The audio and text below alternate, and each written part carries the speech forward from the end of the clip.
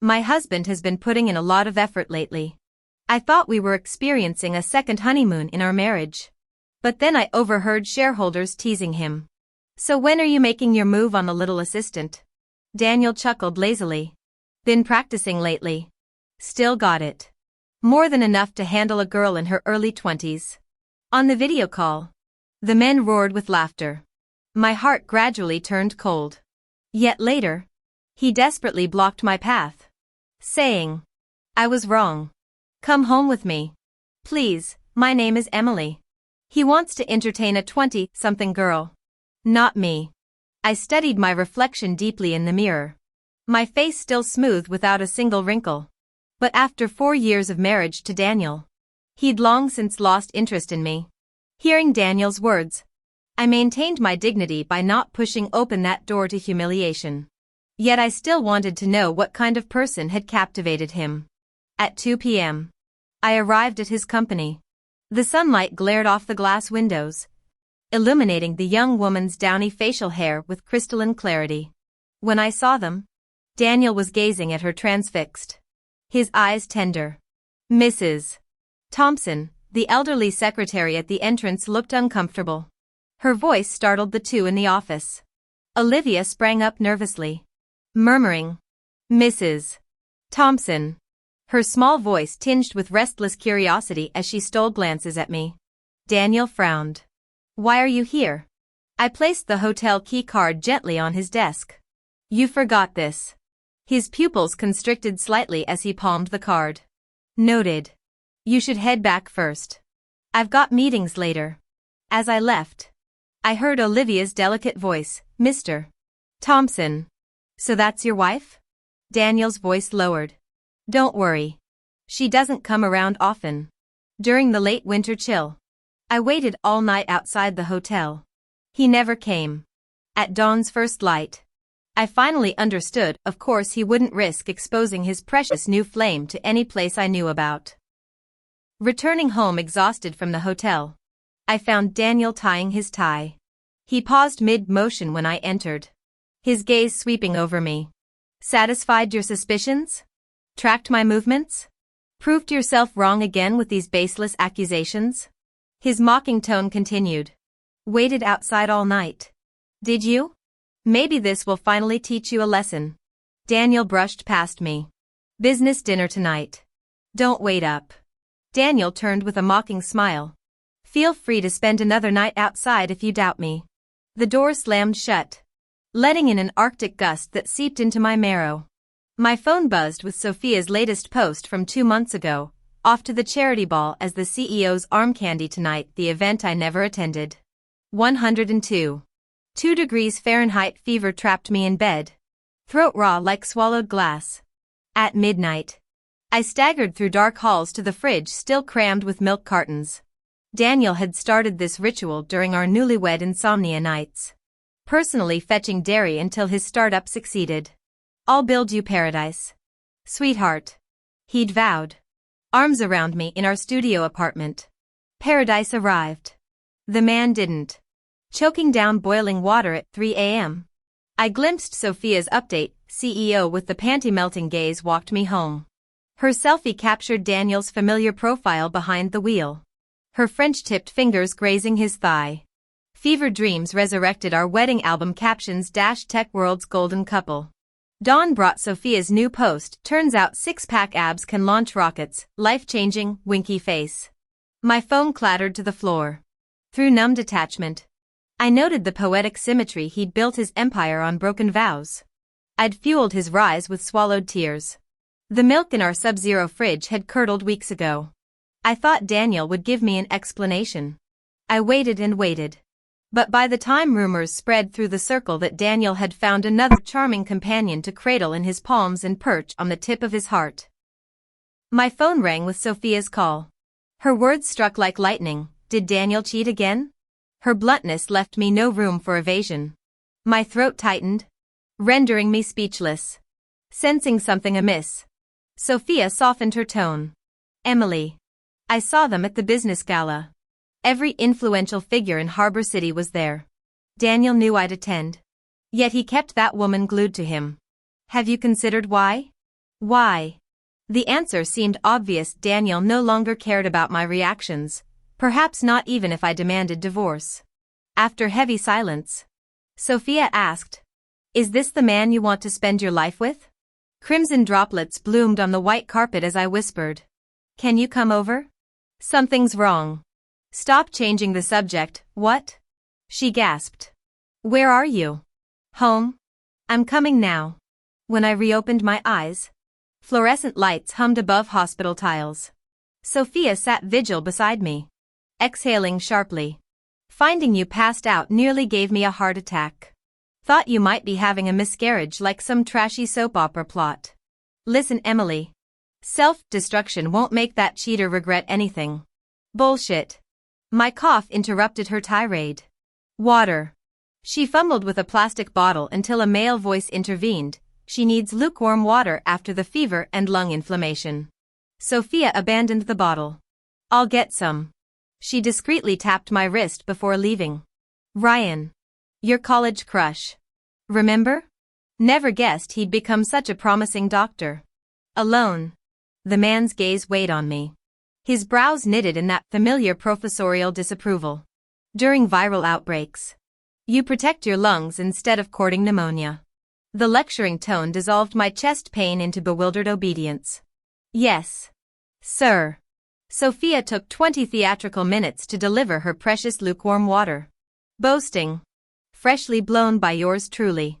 The warmth cleared my foggy mind. Ryan had vanished by the time I finished drinking. Sophia gritted her teeth. "You still haven't answered my question." "What question?" "Daniel has gone this far.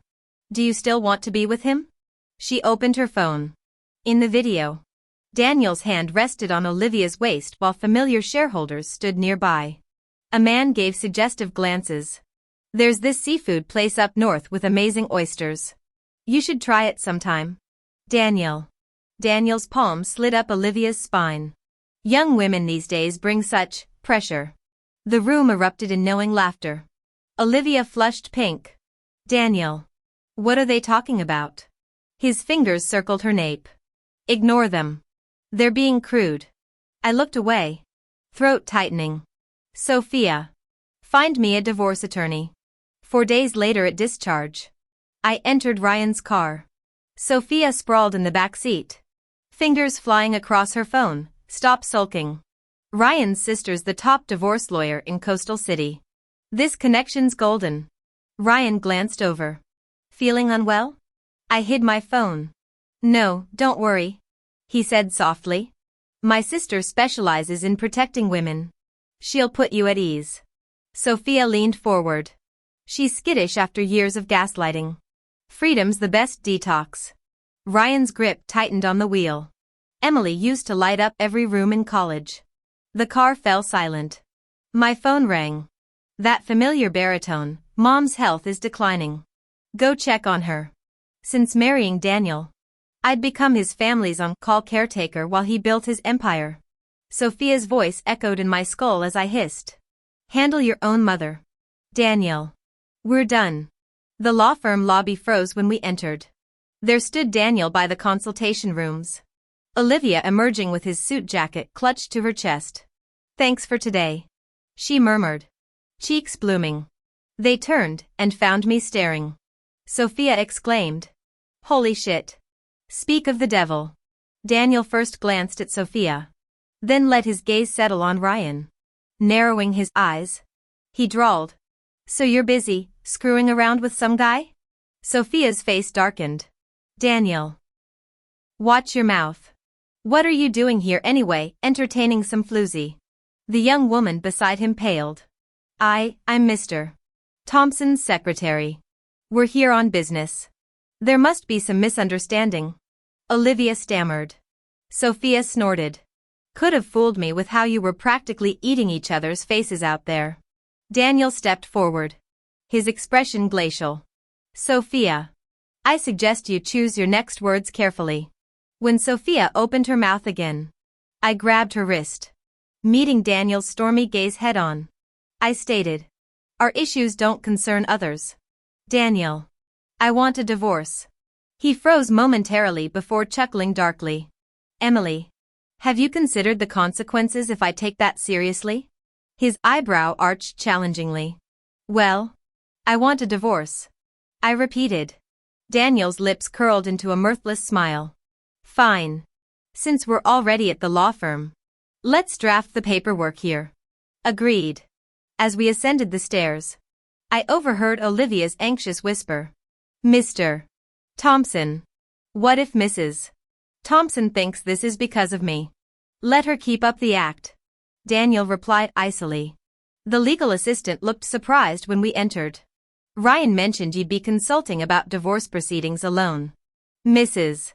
Thompson. Shall we proceed with both parties present? Daniel's face darkened instantly. His burning gaze pinned me in place. You scheduled this? When no one answered, he bit out through clenched teeth. Emily. This spectacle serves no purpose. Though his tone remained controlled, I recognized the underlying threat. Olivia lingered in the doorway, biting her lip. Sir, you mentioned your mother's health. Her timid interjection seemed to snap Daniel back to reality. He massaged his temples irritably. I don't have time for these games. Emily. If you're serious about divorce, we'll settle this within 24 hours. Sign whatever nonsense you want and send it to me. With that, he strode out with Olivia in tow. The attorney gave me an understanding smile. Shall we begin the asset evaluation then? Unclenching my fists, I nodded. Please. As we concluded, Sophia intercepted Ryan. Join us for lunch. Dr. Mitchell? Emily wants to properly thank you. His obsidian eyes searched my face. I twisted my sweater hem nervously. Dr. Mitchell, if you're available. Ryan had gone above and beyond for me too many times. I couldn't possibly feel at ease about it. His refined features softened into a smile. I have time. At the dining table, Sophia couldn't resist venting. Ever since you two got together, Daniel's been conditioning you. You see him as this high and mighty successful man now. But don't forget he was the one pursuing you back in college. He was just a broke kid then. Honestly, without him, you might have ended up with Ryan. She trailed off upon seeing my expression. Ryan continued studying the menu, his slender fingers scrolling down the digital screen. Ended up with me how? Do continue. My mind blanked. I shot Sophia a pleading look, silently begging her to stop. Though years had passed, having this conversation in front of him, during my most vulnerable moment, it was utterly mortifying. Thankfully, Sophia clamped her mouth shut. Breeze ruffled Ryan's hair in the cozy restaurant. He asked with casual ease. Emily's taste hasn't changed, I presume? I froze as his pale finger tapped the ordering screen. Poached fish in chile oil, diced chicken with dried peppers, spicy duck necks. All my favorite dishes. Dr. Mitchell, he looked up. Eyes gentle. Problem? Did your preferences shift? When Sophia excused herself to the restroom, Ryan leaned forward. You've always been exceptional. You know. My breath hitched. His smile deepened. Back in school, many admired you quietly. Really? He nodded, recounting classmates' praises in that measured cadence. Gradually, the tension in my chest dissolved. Then he added, we all thought it tragic when you abandoned medicine for domestic life. Something bittersweet welled up. This was why I couldn't leave Daniel. I'd wondered countless times if I divorced suddenly. Where would I go? What would I do? Ryan sipped his lemon water, utterly composed. There's an opening for a nurse intern in my department. My eyes widened as he voiced the possibility I'd never dared consider. Emily, would you like to try? Could I really? Dusk painted the sky when we finished dinner. The house stood silent, shadows stretching across unlit rooms. A cold voice sliced through the darkness from the couch. Enjoy playing house with another man? I startled. Divorce papers scattering across the floor like fallen leaves. He stood up and strode forward to pick up the documents. The lights blazed on. His eyes scanned 3 lines at once before he sneered, biting the inside of his cheek. The asset valuation's already prepared. Emily, You're something else. Instinctively, the back of my scalp tingled as I retreated half a step. Daniel. We agreed to divorce. His voice crackled with anger. Have I treated you poorly? I froze, bewildered by Daniel's sudden question. He narrowed his eyes. What game are you playing? Are you trying to mess with my head? Kneeling, I meticulously gathered each page of the agreement and appraisal report. I've already signed. Daniel's expression darkened, but I calmly extended the documents toward him. Since you're fond of that girl, let's finalize this quickly. Don't humiliate her by making everyone think she's the other woman. My voice remained steady. Sign it. Mr. Thompson. He stared until goosebumps rose on my skin, refusing to take the papers. If it bothers you, I'll be more discreet. His jaw tightened. I'll keep it under wraps. I blinked in disbelief. Daniel rarely offered explanations. She's too young to handle abrupt endings. Even if we split, it needs gradual transition. I placed the documents on the entryway console. Not ending things with her. Ending things with us. The air crystallized. Gathering courage, I turned toward the bedroom to pack. A shattering crash echoed from the foyer. Daniel stormed in like a hurricane, hands vice gripping my shoulders. Emily, you're leaving me? His bloodshot eyes searched mine. Is this about that man? You're cheating? Did you even consider telling me? I flinched at his accusation. Daniel lit a cigarette with trembling hands, smoke curling around his hoarse words. Think carefully. Those men out there? Their infatuation's fleeting. Leave me and you become damaged goods. His bitter laugh stung. What makes you think any man would marry a divorcee? The words momentarily winded me. When I found my voice, it emerged steady. Why would that concern you? Rage contorted his features, but I pressed on sincerely. Once we divorce, we're strangers. My choices won't be your business. He stubbed out the cigarette violently, seizing my wrist. Emily, I'm a man. Plain rice sustains you. But everyone craves variety, bread. Pasta, his thumb brushed my pulse point. You can't expect me to never want something different. I can give you everything except loyalty. You can't have it all. Do you understand? My gaze dropped to his hand. Let go of me. He froze. I said, Daniel, you disgust me. He released my wrist, anger flashing in his eyes. What the hell has that bastard been feeding you? He kicked a chair. Even if you're with him, you think he hasn't slept around? I straightened. Ryan isn't some bastard. He's my college friend and the person helping me rebuild my life right now. I've never attacked anyone close to you. Show the same respect to my friends. His face twisted. Friends? Since when does a married woman need male friends? I stared at him, suddenly seeing our years of marriage through shattered glass. How had I missed this suffocating selfishness until his affair ripped the veil away? The suitcase wheels screeched as I dragged them across the floor. Sign the papers.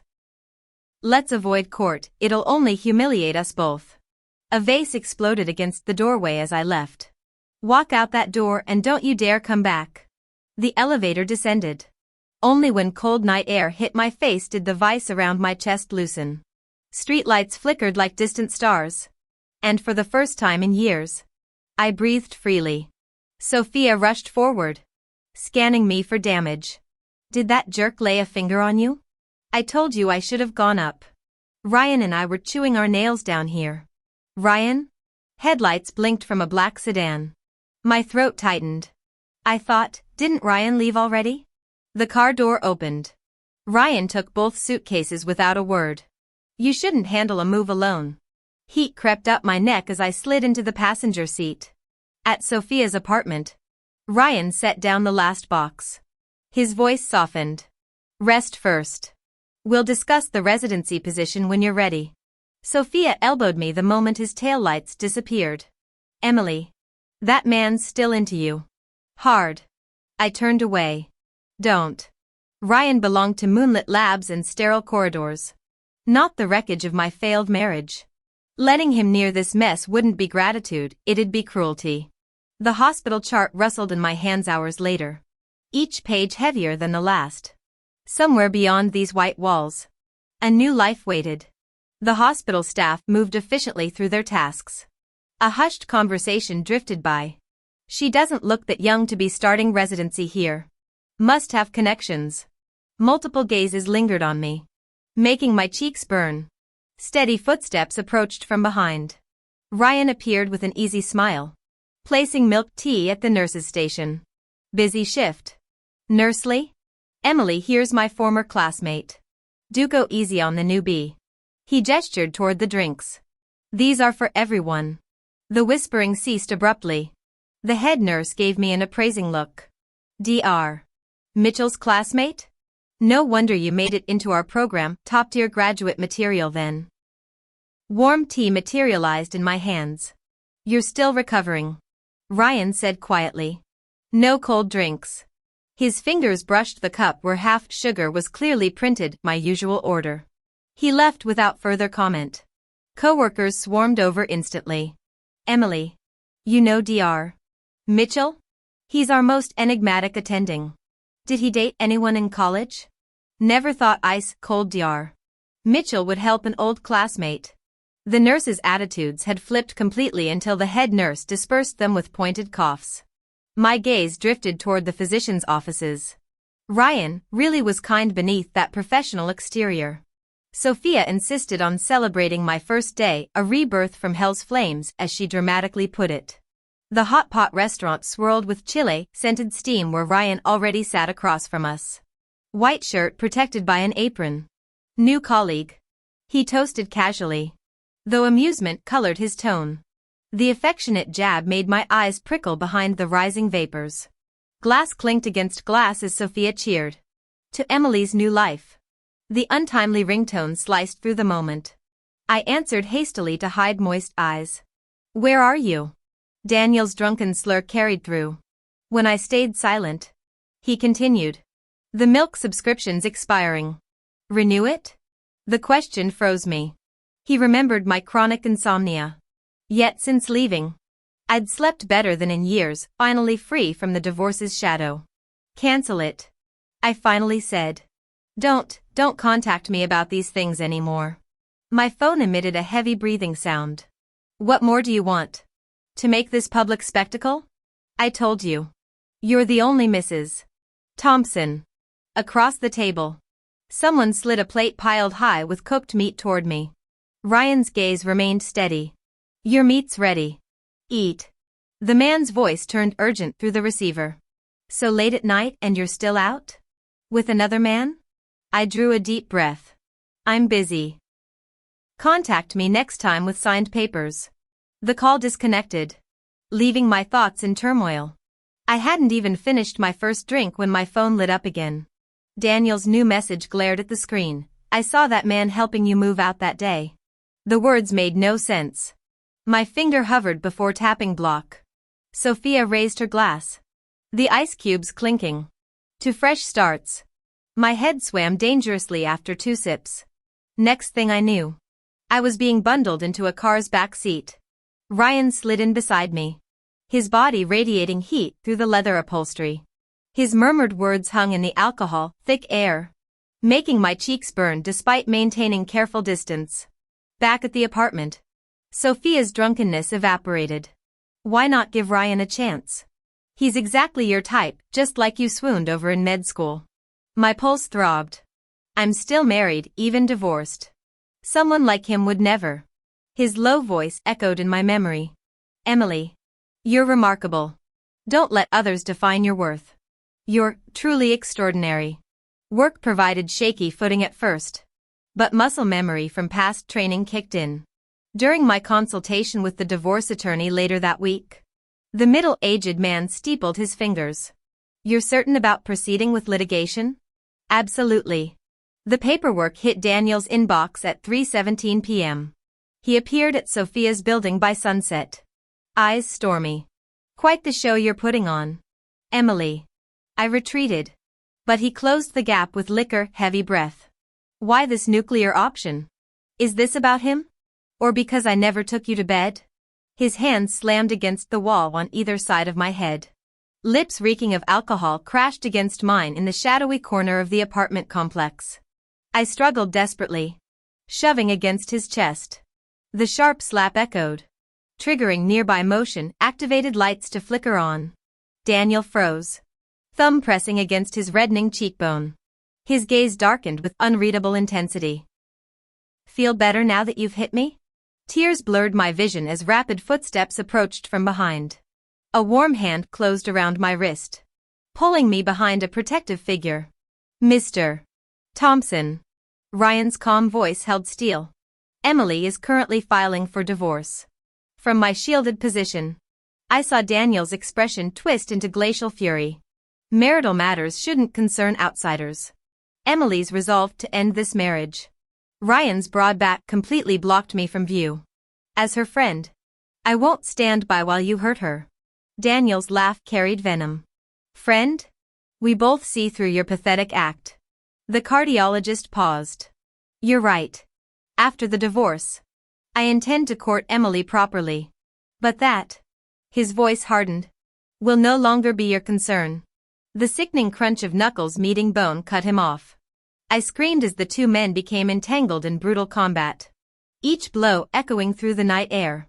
At the police station's mediation room, both combatants sported fresh bruises. "Don't worry," Ryan murmured, dabbing blood from his split lip. "We'll handle this." Clenching trembling hands, I addressed the officers. Daniel threw the first punch. I witnessed everything. The coffee table shook under Daniel's violent slap. "Emily, remember whose wife you are." Sweat slicked my palms as I countered. "Not for much longer." His anger faltered, revealing fleeting vulnerability that made me question my own eyes. Outside the precinct, hesitation slowed my steps. "Dr. Mitchell, thank you." Ryan turned, moonlight accentuating his battered yet striking features. "Why keep thanking me?" Heat flooded my cheeks. "For defending me, even at the cost of your reputation." "Emily," he interrupted gently, "I don't risk my career for casual charity." His intense gaze pinned me. "I'm truly planning to pursue you after the divorce. This isn't some noble act." He stepped closer, voice softening. "You underestimate your worth. You're extraordinary." I fled. With court dates looming, I buried myself in legal preparations until my phone buzzed with an unknown number. The call came from an unfamiliar number. A man's hoarse voice rasped through the receiver. "Emily, we need to talk." I remained silent. The distinct click of a lighter echoed before his trembling voice continued. "We've been together for so many years. I thought it was just complacency. But seeing you walk away with him, I can't accept this. Last night I stayed awake hoping maybe you'd come back. Honey, I'll end things with Olivia if you cut ties with him. Let's start fresh, have a baby. Build our family." A bitter laugh escaped me. "But there's already a child. Isn't there?" "What?" Daniel's voice cracked, breath quickening audibly. "Emily, are you pregnant? Where are you?" Rustling fabric suggested sudden movement before he froze. Hesitation colored his next question. "Is it his? Or mine?" White-hot humiliation coursed through me. "Yours." I spat through clenched teeth. "According to Olivia's public pregnancy announcement." "Should I forward you the ultrasound she posted?" Dead air filled the line until I terminated the call. This grotesque marital farce finally nauseated me beyond endurance. On our court date, Daniel sat across the aisle staring intently. He acquiesced to every financial demand without contest. As the gavel fell, he intercepted me at the exit with haunted eyes. "If I hadn't made you wait outside my office that day, could we have avoided this?" "Eventually," I replied, turning toward Sophia's waiting car. He'd forgotten our college promise, that youthful vow of eternal fidelity now as insubstantial as smoke. The settlement provided substantial assets. Yet I resumed nursing shifts at Second Hospital. Sophia was right, years of Daniel's psychological erosion had shattered my confidence. No monetary compensation could bridge the gap where self-worth should be. Gradually, competence replaced uncertainty. Head nurses began praising my 4 placements, elderly patients complimented my bedside manner. Life accelerated into purposeful rhythm until new admissions arrived, retired financiers monitoring stock tickers between chest x-rays. Thompson Corp shares hit limit down 2 days straight. One wheezed to his roommate. Suicide watch on Wall Street. Mark my words. His companion sighed. Mrs. Thompson Sr. in my building, frail to begin with, now her daughter-in-law's vanished too. Families imploding. The cardiac monitor beeped steadily as I adjusted 4 lines. Clinical detachment masking private satisfaction. Some corporate downfalls carried poetic justice. My movements paused for a moment. With curved eyebrows. I smiled. Let's check your temperature first. I'll log it afterward. This young lady resembles that daughter-in-law from before. Enough now. Emily's the most popular nurse in our department. Blessed people don't end up in cursed families. The 2 elderly patients chuckled hoarsely between coughs. Their laughter dissolving into the raw authenticity of hospital life. Sophia seemed unusually cheerful that evening. After drinking, she hugged me fiercely. Emily, you've finally come back to yourself. For reasons neither could articulate. We clung to each other crying. By morning, my eyelids had swollen into puffy crescents. A chilled water bottle materialized at the nurse's station. Its condensation dampening a note scrawled in aggressively elegant handwriting. Apply this. Heals faster. I didn't need to guess the author. Ryan's really attentive toward you. A colleague whispered conspiratorially during shift change. My throat tightened, but I managed a practiced smile. We're old classmates. Our families asked him to keep an eye out. The nurse arched an eyebrow. Her smirk lingering like unspoken gossip. To my relief, Ryan seemed to sense my discomfort. He maintained professional distance within hospital walls, until Sophia's team-building dinner went sideways. Why won't you consider Ryan? She slurred, clutching my wrist after one too many cocktails. My fragmented explanations about fresh starts and complicated histories bounced off her alcohol-glazed determination. Even if you don't like him, just try. I checked, his relationship history's cleaner than surgical gauze. Emily, don't chain yourself with so many restrictions. Her lecture trailed off as she face-planted onto a couch cushion. Midnight found me staring at moonlit curtains. Sophia's words looping in my mind. My phone illuminated suddenly. Frowny face, can't sleep? Ryan's text arrived as I yanked open the drapes. His car idled below, headlights winking through spring blossoms. I raced downstairs barefoot.